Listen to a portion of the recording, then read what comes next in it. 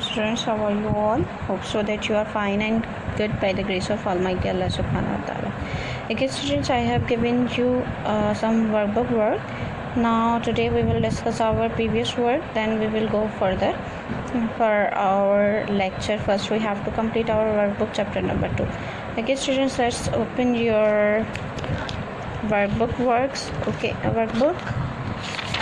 Now we will do workbook work. Okay, first मैंने आप लोगों को कहा था कि ये मैंने आप तक करवा दिया था और मैंने आप लोगों को क्वेश्चन नंबर 5 और 6 एज अ होमवर्क दिया था और मैंने आप लोगों को कहा था ये ग्राफ प्लॉट कीजिएगा.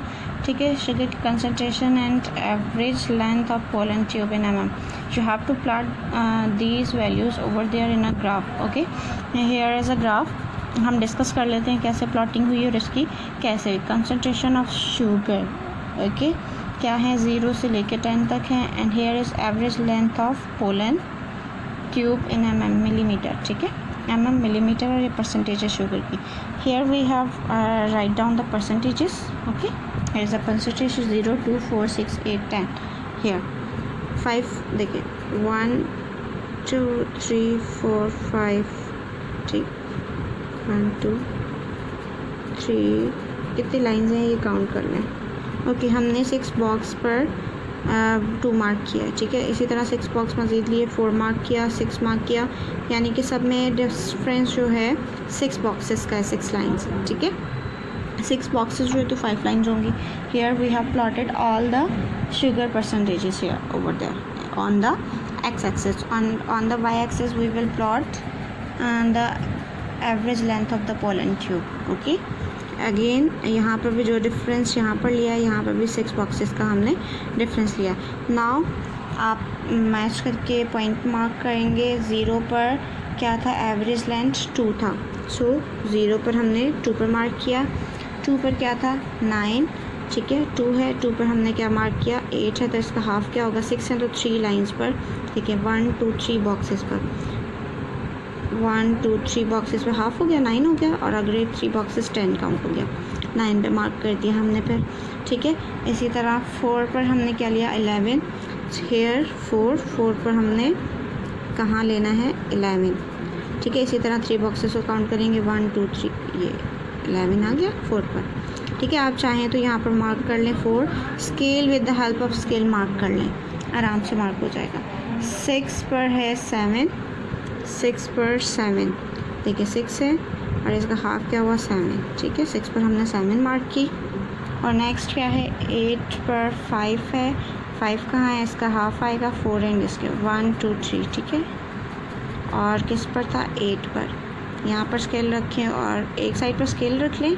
ठीक है, और एक साइड पर आप खुद पेंसिल से लाइन को ट्रेस करके कर लें. इस तरह हमें पॉइंट्स मिल जाएंगे और उन पॉइंट्स को मैच कर लेंगे. ठीक है, तो ये हमारी ग्राफ प्लॉटिंग होगी. Now 2% sugar solution is equal to 2% पे शुगर सोल्यूशन क्या है 9 mm. ठीक है, 6% शुगर सोल्यूशन क्या है 6 पर क्या था 7 mm. ठीक है, यहाँ पर हमने प्लॉट कर दिया. ओके, नेक्स्ट पेज पे आ जाए. In which sugar solution did the pollen tube grow.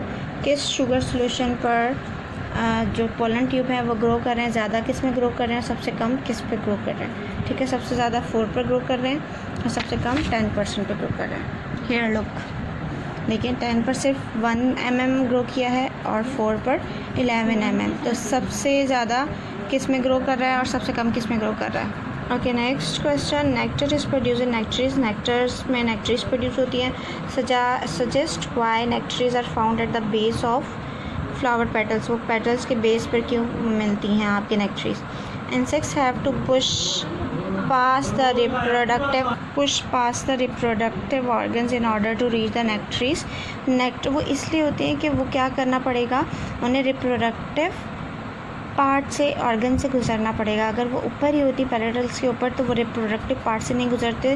और पॉलन उनकी बॉडी देखिए, इंसेक्ट्स का क्या काम होता है, पॉलिनेशन में हेल्प आउट करते हैं. तो जब वो रिप्रोडक्टिव ऑर्गन से नहीं गुजरेंगे, नेक्टरीज ऊपर ही प्रेजेंट होती, तो वो ऊपर ही से मतलब शुगर सोल्यूशन लेकर उड़ जाते, यानी कि अपनी फूड लेकर उड़ जाते. तो वो रिप्रोडक्शन का प्रोसेस कैसे होता है, फर्टिलाइजेशन पॉलिनेशन का प्रोसेस होता ही नहीं. ना पॉलिनेशन का प्रोसेस होता, ना फर्टिलाइजेशन होती, ना ही सीड बनता और ना ही फ्रूट्स बनते.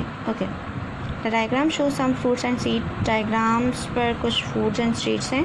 टेंडलियन fruit, sycamore fruit, burdock fruit, cherry. ठीक है, ये आपके सम फ्रूट्स हैं और आपका क्वेश्चन पूछा गया।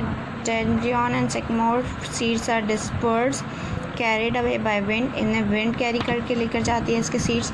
Explain how each one is adopted to be carried by the wind, इन्होंने क्या अडॉप्शन ली हुई है कि जिसकी वजह से इन्हें विंड कैरी करके लेके जाती है इनके सीड्स को। Dandelion seed have parachute mechanism which help them to float in air. देखिए पैराशूट मैकेनिज्म है, ऊपर से ब्रॉड है और नीचे से नीडल लाइक है। ठीक है, तो पैराशूट मैकेनिज्म में पैराशूट भी ऐसा ही होता है।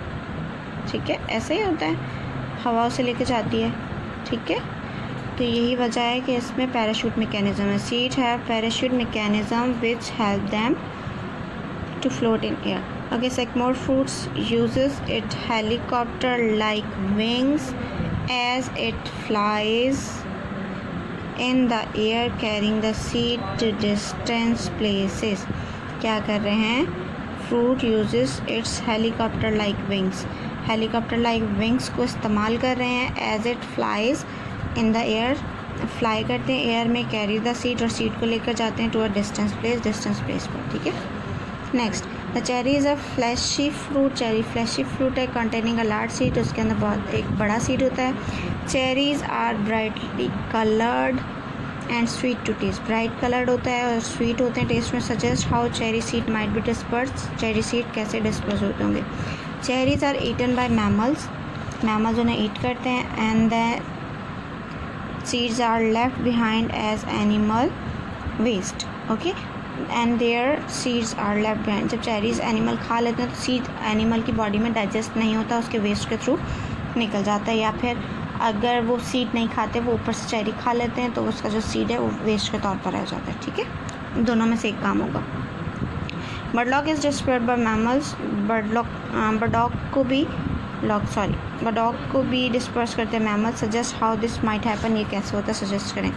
बर्डॉग seed have hook like spikes which cling to the animal fur as they passes, यानी कि इसके जो सीड्स हैं वो हुक लाइक होते हैं, हुक बनी होती है, वो एनिमल की फर के साथ अटैच हो जाते हैं जब एनिमल इनके पास से गुजरते हैं। ठीक है, सो जब एनिमल अपने आप को बॉडी को शेक करते हैं तो वो सीड्स गिर जाते हैं उनकी बॉडी से। Explain why it is necessary for seed to be disperse well away from the parents plant, parent plant से सीड को दूर क्यों डिस्पर्स होना ज़रूरी है।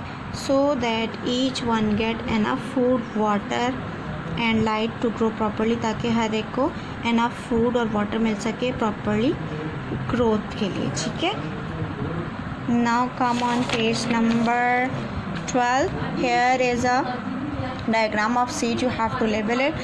You can get it labeled by after looking at your book. आप इसे label कर सकते हो अपनी बुक पे से भी देख कर labelling. But here it is young shoot, it is young root, it is tough seed coat, it is fruit store. Okay, here are few questions related to the diagram. What does germinate mean? Germinate का मतलब क्या है? Germinate का मतलब है begins to grow. When the seed germinates, which plant grow first? जब seed germinate होता है सबसे पहले कौन सा पार्ट ग्रो करता है? young roots. Explain what the food store is for.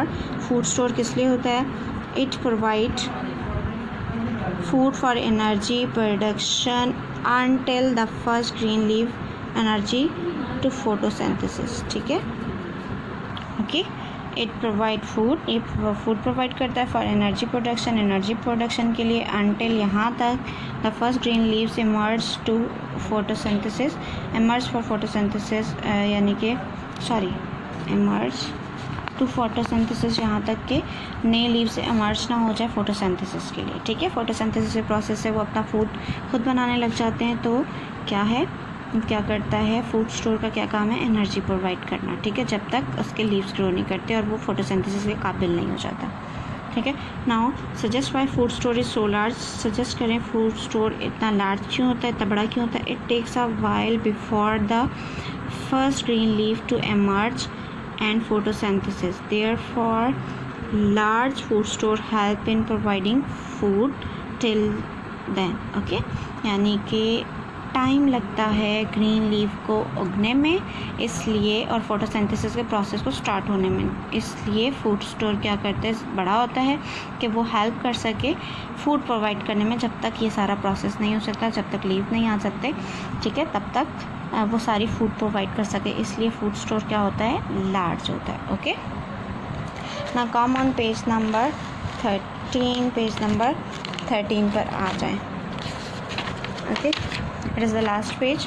Hair wheat seeds are an important source of food. Wheat seed क्या है, इंपॉर्टेंट सोर्स है फूड की। The diagram show what happens to part of a wheat seed. What happen, क्या होता है part of seed से, ये देखें। The embryo is called wheat germ. Embryo को क्या कहा जाता है, वीट जर्म कहा जाता है। This is use for animal feed, या एनिमल के फीड के तौर पे काम आता है। वीट ग्रेन ये है।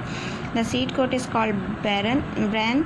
सीड कोट को ब्रैन कहा जाता है। Bran is use for breakfast cereals. Breakfast cereals के तौर पर ब्रैन यूज़ होते हैं। Okay, the food store is use to make flour. जो फूड स्टोर है उसे आटा बनाने के काम आता है। ये जो कंप्लीट सीड को जो ग्राइंड करते हैं, whole meal bread is made from the whole seed. पूरे सीड यानी कि ब्रैन और फूड स्टोर दोनों को जब मिलाकर उससे क्या बनती है, होल मील ब्रेड बनती है। ठीक है, अगर सिर्फ खाली उसका छिलका अलग कर देंगे, वो सीरियल्स में काम आता है। ठीक है, ब्रेकफास्ट सीरियल जिससे बनते हैं, और जो अंदर का स्टोर है वो आटा बनाने के काम आता है। Here is few question. What is the name of wheat embryo. Wheat embryo का नाम क्या है, wheat germ. The wheat embryo is called wheat germ.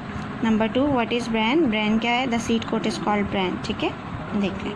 What is bran use for. Bran is use for breakfast cereal. Bran is use for breakfast cereals. Okay, number 4, what part of a wheat grain is flour made from. किस part से flour बनता है।